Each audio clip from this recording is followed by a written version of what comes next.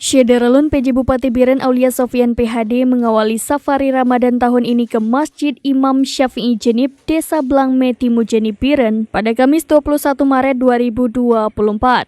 Safari Ramadan diisi dengan buka puasa bersama jamaah Masjid Imam Syafi'i dan tokoh masyarakat setempat. Kaum ibu, para anak-anak dan ratusan masyarakat juga bergabung bersama para pejabat menikmati hidangan buka puasa bersama di kompleks masjid yang berada di pinggir Jalan Nasional Banda Aceh Medan. Usai buka puasa bersama dilanjutkan salat maghrib berjamaah yang juga diikuti penyerahan santunan kepada 20 anak yatim dan bantuan untuk masjid. PJ Bupati Biren Aulia Sofyan menyampaikan apresiasi atas dilaksanakannya kegiatan Safari Ramadan. Tujuan Safari Ramadan ini adalah untuk menjalin silaturahmi guna meningkatkan ukhuwah Islamiyah di antara semua komponen masyarakat.